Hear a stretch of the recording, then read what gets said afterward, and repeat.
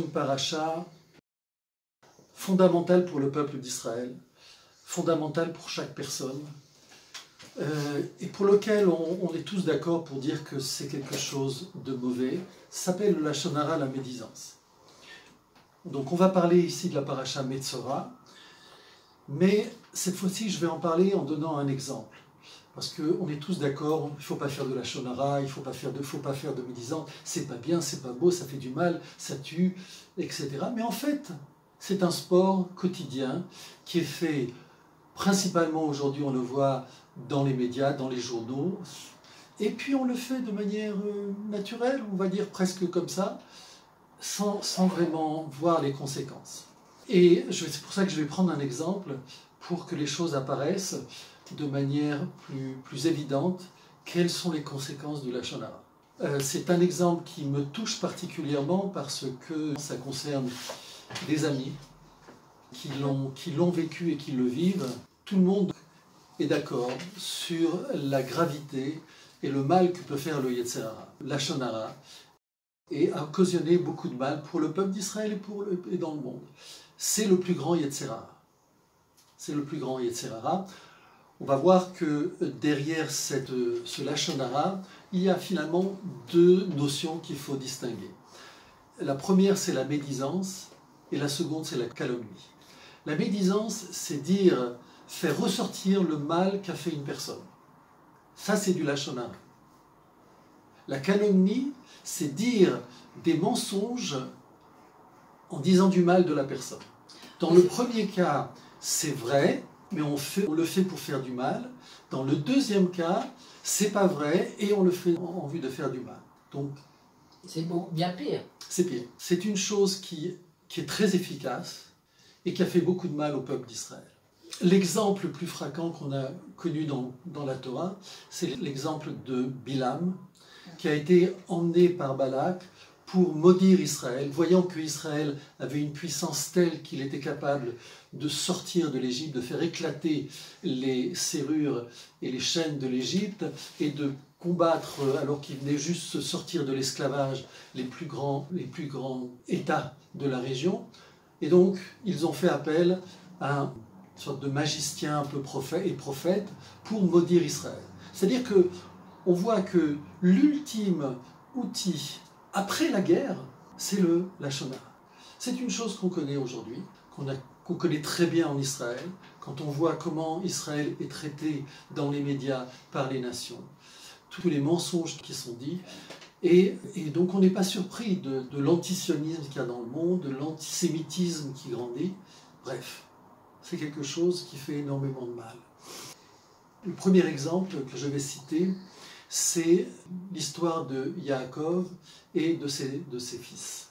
En fait, le moment où Yaakov, après avoir souffert de fuir son frère qui voulait le tuer, de fuir son beau-père qui voulait le tuer, il a réussi à construire une famille, il veut se reposer. Il veut s'établir et vivre en paix avec ses 12 enfants plus sa fille Dina. Vayeshev Yaakov be'eretz megurei aviv be'eretz Kenaan. Et Yaakov s'est installé dans le pays où vivait son père, dans le pays de Canaan.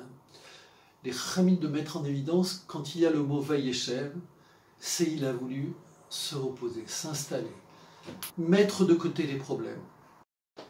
Tout de suite après, le texte, Ve'ele ele toldot Yaakov Yosef. Voici les engendrements de Yaakov, c'est Yosef. Alors qu'on sait que Yaakov, maintenant il s'appelle Israël, donc ici le texte pose un problème, et on sait que ses enfants, c'est pas seulement Yosef.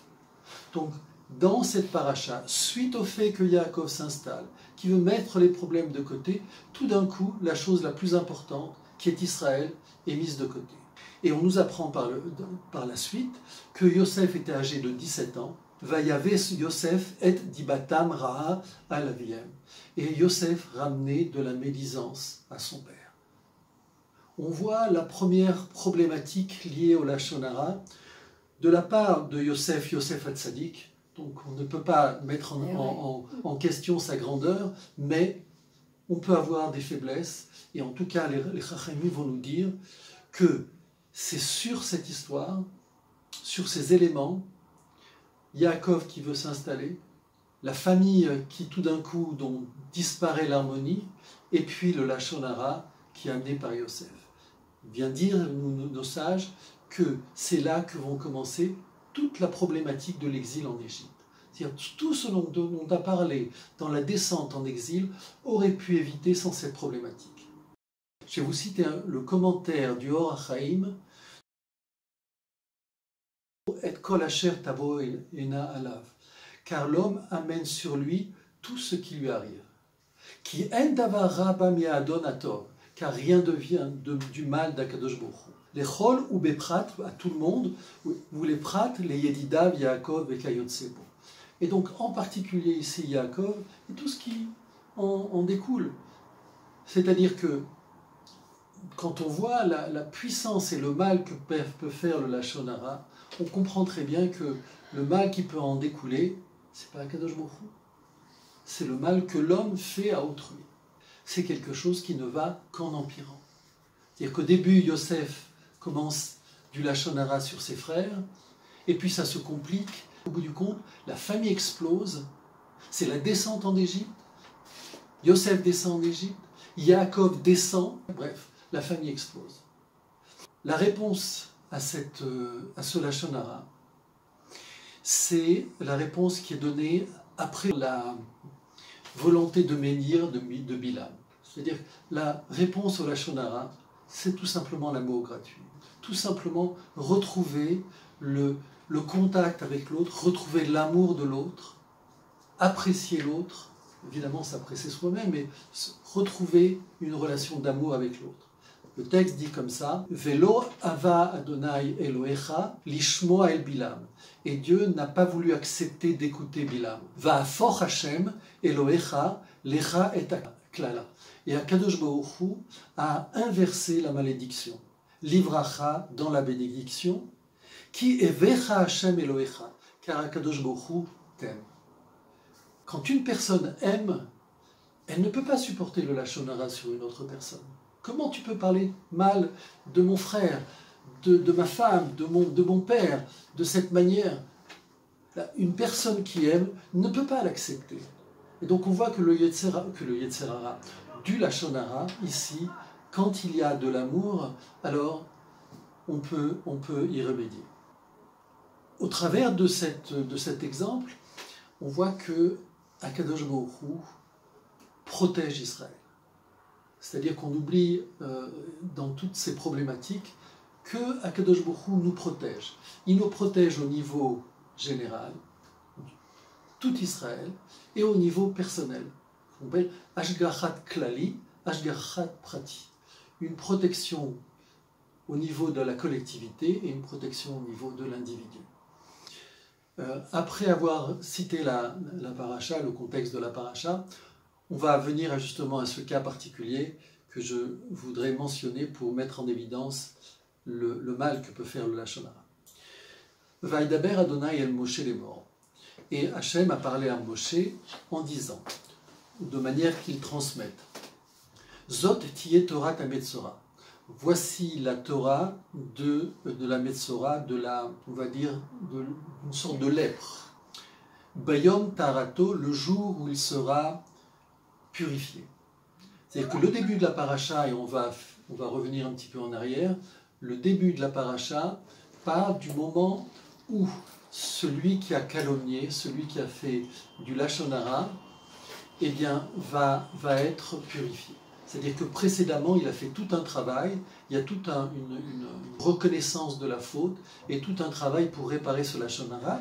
Ensuite, c'est le début de notre paracha, comment la personne va réussir à faire tchouva surtout et à être complètement effacée de cette faute. Parce que c'est là aussi la particularité de cette paracha, c'est qu'au bout du compte, malgré l'importance, le mal de cette faute, il est possible de le réparer. A priori, c'est une situation qui est inimaginable. Quand on dit du mal de quelqu'un, que la personne, suite à ça, s'est retrouvée dans une situation de dépression, voire au-delà de la dépression, comment on peut réparer? Eh bien, la Torah vient nous donner la solution. C'est possible, on peut réparer. Mais il faut évidemment prendre en compte chaque chose. Il faut effectuer ce qu'on appelle le processus de Teshuvah, dont le premier, c'est déjà de prendre conscience de la chose. Réaliser que j'ai fait quelque chose de pas bien, même si c'est dur, même si on sait quel mal a été provoqué, mais déjà le réaliser. Puis ensuite, tout un parcours pour réparer. Veuva el Kohen, et il a été amené au Kohen. Veyatsa à Kohen, el michutz la machane, et le Kohen est sorti du dehors du camp. Je cite le début de la paracha parce qu'on va voir que le Or HaChaim va mettre en évidence la problématique du Lashon Hara au niveau personnel, dans le cadre d'un individu, mais au niveau d'Israël tout entier. Et dans cette perspective, il va nous parler du Mashiach et des événements dans lesquels nous vivons aujourd'hui. L'apparition du Mashiach, en fait, il va parler de l'apparition de deux Mashiach, et suite aux conséquences de ce Lashon Hara, il va nous apprendre que le premier Mashiach va mourir. Ensuite, le deuxième Mashiach va apparaître. On va parler du Mashiach ben Yosef, le premier, et du Mashiach ben David, le second. Le Messie, fils de Yosef, le Messie, fils de David. Donc on revient un petit peu en arrière dans la paracha Tazria. Vaideber Adonai el Moshe ve'el Aaron les morts. Hachem a parlé à Moshe et à Aaron de manière qu'ils transmettent. Adam ki iye beor besaro, c'est ou saparat, o baeret, lorsqu'un homme aura une pustule blanche, une détérioration ou une tache sur la peau, vaya baor besaro, les negat saraat, et il aura une marque sur sa peau, une marque de la tsahara, donc de cette lèpre, vaouva el Aaron, il sera amené devant Aaron, à Kohen, o el echad mibanav à Kohanim ou un de ses fils. Lorsqu'un homme aura une pustule blanche sur sa peau, lorsqu'un homme aura une marque sur sa peau, on comprend que le Lashon Hara, d'abord, il va toucher la personne, intérieurement. C'est-à-dire que, comme on a dit, le Lashon Hara, quand il est fait, il tue 3 personnes. Il tue la personne qui fait le Lashon Hara, il tue la personne qui entend le Lashon Hara et qui va le colporter, ou qui va lui donner justement cette consistance qui fait que ça va faire du mal, que ça va se diffuser, et puis la personne qui subit le Lashon Hara. Donc 3 personnes. Et a priori, c'est quelque chose qui ne se voit pas. Souvent, c'est même fait en cachette. Souvent, c'est même fait de manière insidieuse. Or, la Torah vient nous dire que ce qui se passe, c'est qu'en fait, le mal se développe dans la personne. Elle se développe tellement que même si la personne ne veut pas voir, elle apparaît sur sa peau, elle apparaît sur son corps. Au-delà, on va voir qu'elle apparaît sur sa maison. Et en fait, nos sages d'expliquer que c'est même un processus inverse. Ça apparaît d'abord sur sa maison. Et puis ensuite, s'il n'y a pas de travail ou de teshuva, de réparation qui est fait, ça apparaît sur ses vêtements. Ensuite, ça apparaît sur son corps. Après, ça apparaît dans son corps. Et ensuite, ça apparaît dans son âme. C'est-à-dire qu'il ne faut pas croire que parce qu'elle n'est pas vue, elle n'est pas entendue, elle n'est pas dévoilée, que rien ne se passe. Elle ne fait que monter, que grandir. Quand ça atteint, et on va le voir, quand ça atteint les niveaux de la Neshama, alors là, ça devient grave. Parce que au niveau de la personne, de ce monde-ci, on peut réparer. Mais quand ça touche l'âme et les mondes supérieurs, c'est beaucoup plus difficile à réparer. Et donc, dans le processus de la paracha, dans la mesure où l'homme est amené devant Aaron, dans lequel il va examiner la peau, dans lequel il va examiner les vêtements de la personne, dans lequel il va examiner la personne, il y a tout un processus pour aider la personne à faire tchouva, à reconnaître l'erreur et le mal qui a été fait. Donc, c'est pas derrière, on voit qu'il n'y a pas une volonté d'Akadosh Baruch Hu de nous punir. Le but, c'est de pas, vous avez fait du mal, vous êtes puni. Ça ne se passe pas comme ça. La personne se fait du mal à elle-même.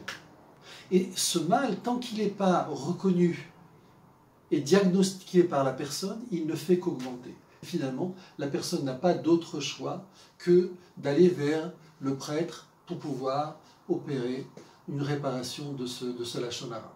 Soit dit en passant, la Metzora, ce n'est pas le Lachon Hara, il y a d'autres choses qui sont cachées, qui sont aussi derrière, mais principalement c'est le Lachon Hara. C'est pas Akadosh Baruch Hu qui punit.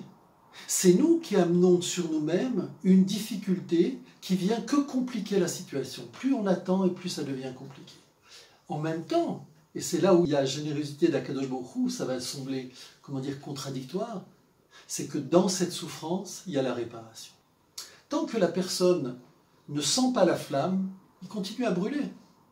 Au moment où il y a la douleur de la flamme, il retire sa main et c'est terminé. Mais tant que la personne ne comprend pas ce qui est en train de se passer dans sa vie, les choses ne font qu'augmenter. Et là, je vais prendre un exemple douloureux, qui est une conséquence du Lachon Hara. C'est ce qu'on appelle... Alors plutôt, attendez. Avant de parler, de donner cet exemple, il faut expliquer qu'est-ce qui se passe quand la personne est atteinte de cette forme de lèpre. Quand une personne est atteinte de cette lèpre, premièrement, il a un tel niveau qu'il peut avoir cette lèpre. C'est-à-dire qu'il n'y a que les personnes élevées qui ont la possibilité de faire apparaître. Ils ont une telle pureté, une telle authenticité, que la moindre chose va apparaître sur son corps. Mais quand le vêtement est tout noir, une tache noire, ça ne se voit pas. Nous sommes dans cette situation.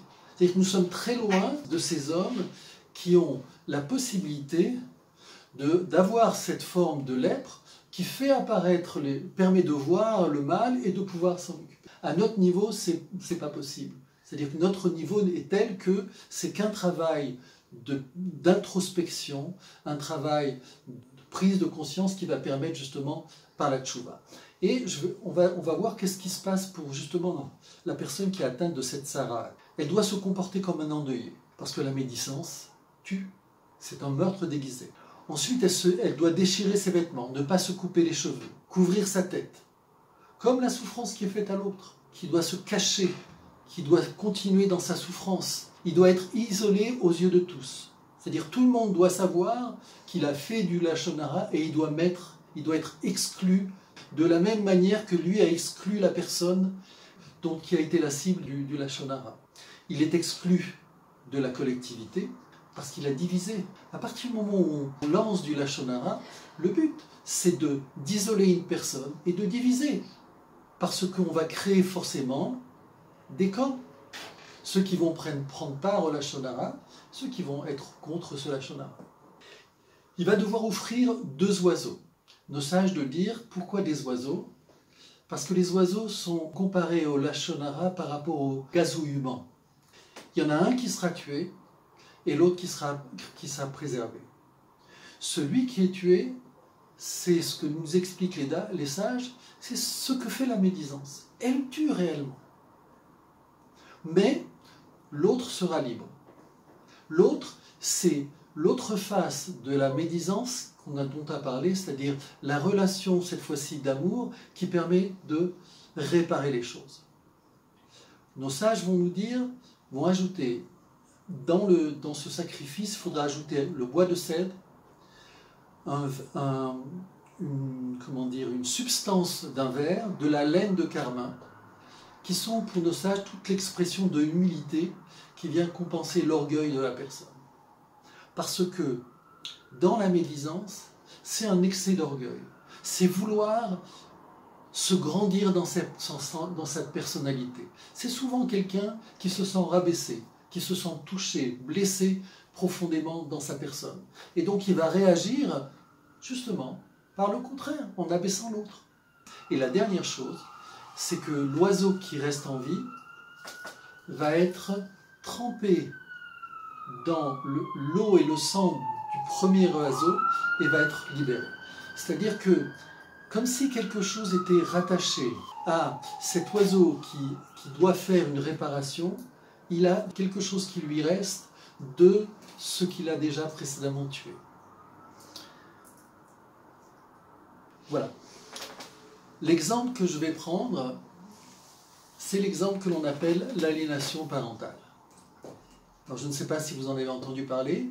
C'est une notion qui a été découverte assez récemment, dans les 20 ou 30 dernières années. qui est l'objet de certaines discussions, parce que comme dans toute chose, elle peut être prise de manière positive ou de manière négative. Mais globalement, c'est la volonté d'un parent d'écarter l'autre. Alors évidemment, les conséquences vont être dramatiques. C'est pour ça que j'en parle, parce que, d'abord, je parle de personnes que je connais vraiment, qui me sont proches et que j'ai vu vraiment souffrir et qui continuent à souffrir. Même si la situation s'est un petit peu arrangée, s'est un petit peu développée, malgré tout, il y a une profonde souffrance qui va être, à mon avis, qui est difficile à effacer. C'est pour ça que quand on lit, et je lis les premiers paragraphes de cette paracha, je suis extrêmement surpris de voir qu'au bout du compte, il y a une solution. Mais quand pendant des années, on exclut un parent, on va voir de quelle manière, comment on peut revenir là-dessus, comment cette chose-là peut être réparée. Et là, je vais citer un psychologue, un psychiatre français et un psychiatre américain qui vont nous expliquer qu'est-ce que c'est cette aliénation parentale. Ils vont se baser sur 600 références pour éclairer cette problématique. Ils disent comme ça: nous sommes tous capables de croire des choses que nous savons être fausses, et ensuite faire que ces mensonges deviennent des vérités, au moyen de la médisance. D'écarter qui? C'est dans le cadre d'une séparation, dans le cadre d'un conflit d'un couple, lorsque un des parents utilise la médisance pour séparer les enfants de l'autre parent, l'écarter et manipuler de telle manière que l'enfant de lui-même va être amené à choisir un des parents, va être amené à prendre pour vérité ce que l'autre parent va lui suggérer. Ça peut être de manière directe, de manière insidieuse. On va voir que souvent, il y a un aspect derrière positif. C'est-à-dire que on ne peut pas dire que le parent qui va exclure l'autre parent n'est pas conscient, mais d'une certaine manière, il va agir, comment dire, pas forcément de façon à faire du mal, mais pour se protéger, mais pour garder l'attention de ses enfants. Donc dans cette situation, il y a trois personnages.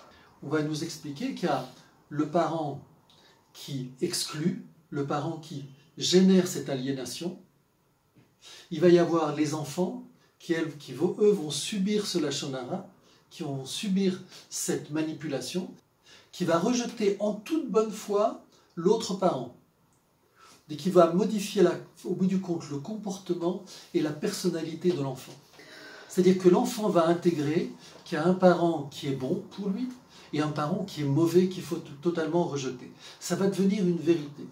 Alors que spontanément, un enfant, quel que soit le caractère de la personne, des parents, il est attaché profondément. Et on va voir que cette situation peut durer de manière indéterminée, peut même prendre des générations. Alors ces psychiatres vont définir donc ces trois personnages. Il y a le parent manipulateur, celui qui se pose, et il va se poser en victime devant ses enfants. Regardez le mal qu'on m'a fait, regardez comment je souffre, regardez la situation dans laquelle je suis, la femme ou l'homme. Et en se mettant dans cette situation, en manipulant les enfants de manière à exclure l'autre parent, il va se positionner en fait comme un bourreau pour l'autre parent. Mais pour les enfants, c'est la victime. Et donc le mal, ce lachon hara, va continuer à faire son chemin.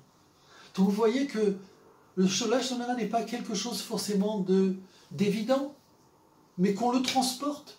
Parce que quand on reçoit une certaine vérité, eh bien, on l'accueille comme étant une vérité et on la diffuse. Et en fait, c'est peut-être un mensonge, c'est peut-être une manipulation. Et ça peut faire énormément de mal. Les enfants. Deuxième acteur, c'est les enfants. Donc on a vu le lachon hara tuer 3 personnes. Ici, celui qui reçoit ce lachon hara, ce sont les enfants. Les enfants, ce sont les perdants. Dans tous les cas, ce sont les perdants. Au bout du compte, ce sont les victimes. Parce ils vont payer cette conséquence toute leur vie. Au-delà même, puisque ça peut être transmis de génération en génération. Et au bout du compte, c'est eux qui vont devenir le bourreau le plus douloureux pour le parent qui est exclu. Parce que pour le parent qui est exclu, bon, on divorce, on se sépare, c'est inadmissible, c'est difficile, tout ce que vous voulez.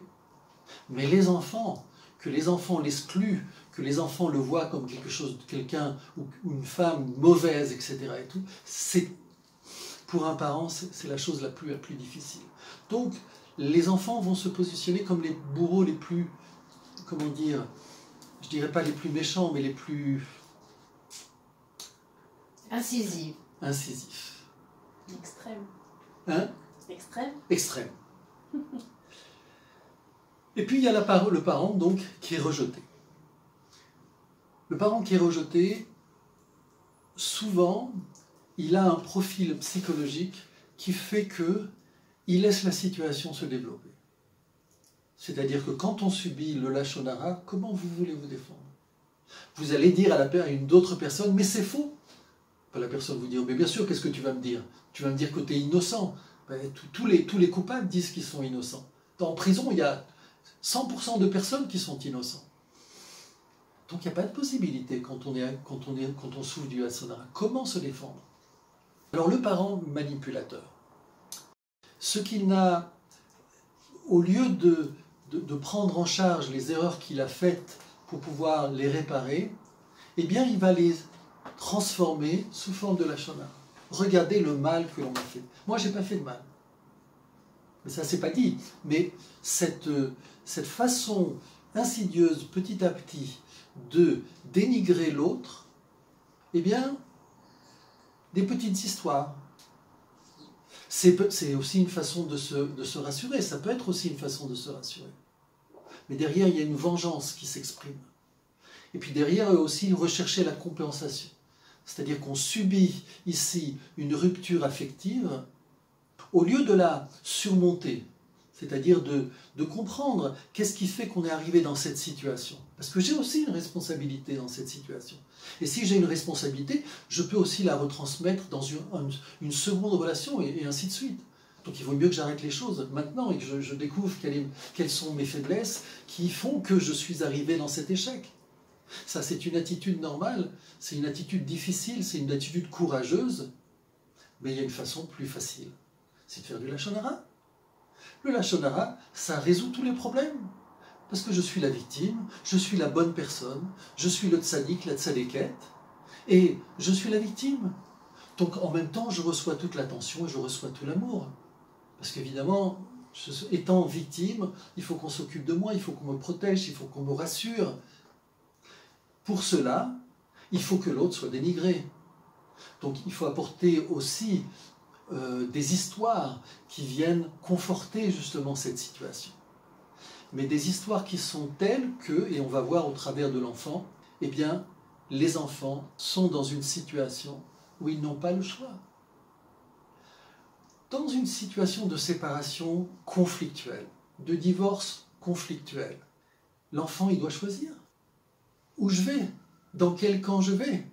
Si les parents ne font pas un travail pour essayer de divorcer, entre guillemets, dans la paix, l'enfant est obligé de choisir.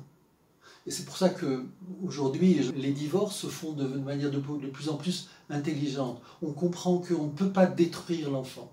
On ne peut pas le mettre dans une situation où il doit choisir entre le père et la mère. Nous sommes faits de nos parents, des gènes. Donc, la séparation conflictuelle, lorsque les parents ne sont pas capables de divorcer dans la paix, dans le shalom, eh bien, se transforme pour l'enfant pour un drame. Il doit choisir un des parents. Mais il va l'intégrer de telle manière de pouvoir le faire de la manière le plus apaisée. Il va donner crédit à l'autre parent. C'est-à-dire qu'il va finir, ce qu'on disait précédemment, par accepter ce mensonge et le transformer en vérité. À tel point que l'enfant ne peut plus témoigner devant un tribunal, parce qu'il est convaincu de tout ça. Et donc il va intégrer des tas d'histoires qui fait que, a priori, il n'y a plus de possibilité de retrouver la paix avec l'autre parent. Le parent cible, celui qui subit, le père ou la mère qui a subi, ou la femme ou l'homme qui a subi ce lachon-hara, eh bien, en général, ça se transforme par une grave dépression. La personne se sent complètement abandonnée. Quand on est abandonné par ses enfants, qu'est-ce qui reste? Ils se sont complètement dévalorisés. Lui-même, il risque de croire à tous ces mensonges. D'autant plus que l'entourage fait corps avec le parent manipulateur, le parent abuseur. Il y a des angoisses, une grave problématique qui peut aller jusqu'à l'extrême. C'est-à-dire la personne tout simplement se suicide. Pour l'enfant, les conséquences sont graves. Mais comme on l'a vu dans la paracha Metzora, elles sont progressives. L'enfant va traduire, il va penser que quelque chose qui est immoral est moral, finalement sa moralité va être construite à l'envers. Aussi, effectivement. C'est-à-dire qu'il va partir d'un choix dans lequel il a son intérêt. C'est-à-dire qu'il faut comprendre que là où il se trouve, il a besoin de retrouver de l'équilibre. Et donc, cette dynamique de trouver un équilibre pour avoir son intérêt va être problématique dans l'avenir. Parce qu'il y a des situations où on ne peut pas accepter, c'est ce qu'on a vu par rapport à Yaakov. L'élément essentiel, c'est l'unité. L'unité dans la personne, l'unité dans le couple, l'unité dans la famille, l'unité dans le monde, etc. Dès que cette unité est brisée, alors c'est la catastrophe. C'est ce qui se passe dans l'aliénation parentale. C'est la division. Au lieu d'avoir une attitude qui consiste à dire « nous divorçons, nous avons nos problèmes », probablement l'autre, il y a des choses graves qui ont pu être faites, ou réciproquement. Mais on divorce. On ne fait pas divorcer les enfants. Les enfants, ils ont droit à une vie épanouie. Ils ont droit à retrouver une certaine harmonie dans des couples qui sont séparés. Manitou disait qu'un bon divorce, c'est 2 couples heureux. Et des enfants qui sont heureux. C'est jamais... Mais oui, bien sûr. Comment dire, 100%... mais on peut arriver, et on doit arriver, à une certaine harmonie pour tout le monde. Ouais, c'est marrant, on est arrivé là, c'est marrant. Juste avant de passer à l'aspect du problème collectif du Lachon Hara, juste pour terminer, l'idée, le mal du Lachon Hara, c'est qu'il transmet une certaine apparence de vérité, de moralité. Et à partir de là, on juge une personne et elle est condamnée. C'est-à-dire qu'elle n'a qu'une possibilité, c'est se suicider. C'est-à-dire que il faut entendre, c'est-à-dire que le Lachon Hara, c'est quelque chose que l'on entend, que l'on accepte, que l'on reçoit, qu'on légitime, parce que c'est une vérité. Et qu'on intériorise. Et qu'on intériorise. Pourquoi c'est important? Moi, personnellement, j'ai l'occasion de m'occuper d'un prisonnier. Donc, quand je vais à la prison, toutes les familles sont réunies, on rentre en groupe, et ensuite, chacun se pose devant une chaise, un box, devant son parent. Et je vois, c'est fantastique. Les femmes arrivent belles, apprêtées, bien habillées, les enfants aussi. Il y a, comment dire, une préparation affective, de respect par rapport à l'autre, qui est peut-être un criminel. Et alors, c'est hyper quand même. Mais tu vois qu'il y a vraiment un élan, presque une joie comme ça qui les accompagne, qui est profondément touchant. Et pourtant, c'est peut-être des criminels. Mais voilà, c'est un père, c'est une mère. Une mère aussi, c'est pareil, elle peut être la pire de mère. Mais c'est la plus grande problématique. Une mère, c'est une mère. La plus grande problématique du Lachon Hara, c'est quand c'est vrai, on l'a vu. Et c'est d'autant plus, et Manitou l'expliquait, c'est d'autant plus proche de la vérité que ça fait le plus de mal. C'est ce qui se passe aujourd'hui dans la presse. On prend une photo qui vraiment décrit une situation et on va la commenter de telle manière, faire apparaître autre chose. Le Lachon Hara, ce sont des vérités. Ou alors, ce sont des calomnies, mais qui apparaissent comme des vérités. Dans la paracha, on nous dit que le Kohen sort du camp pour pouvoir purifier la personne. La machane, shei chutz la machane, donc un camp qui est à l'extérieur. Et le Rachamim de dire shechinato lechutz laaretz. C'est la shechina qui est en dehors du pays. Makom tamé, un endroit impur. Shesham be'avonotenu em golim.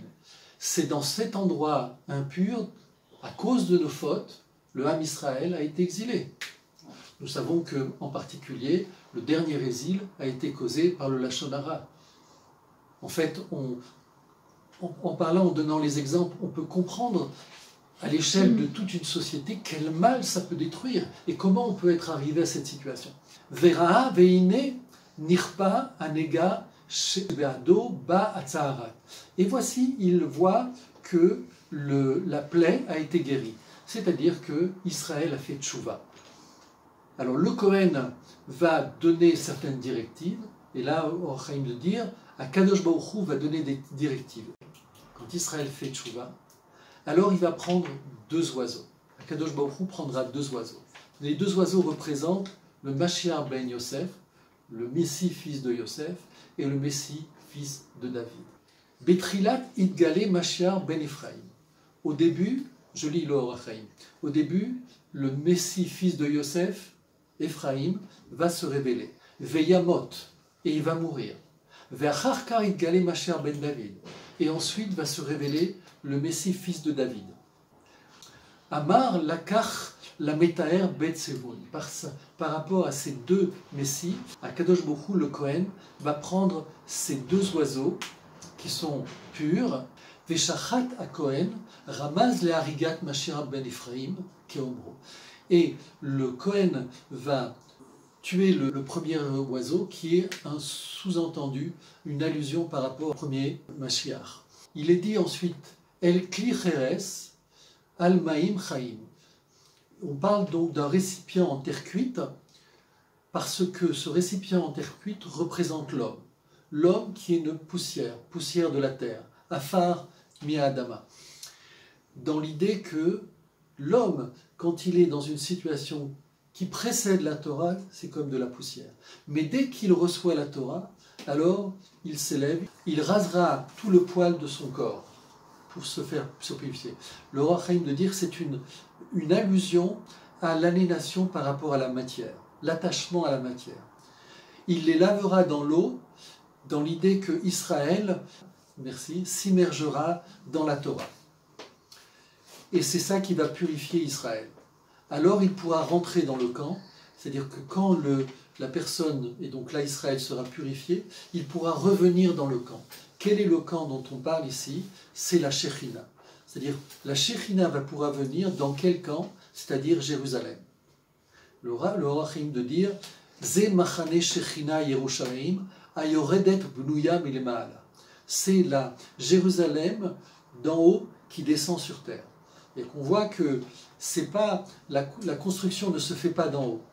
La construction se fait d'en bas. La teshuva se fait par l'homme.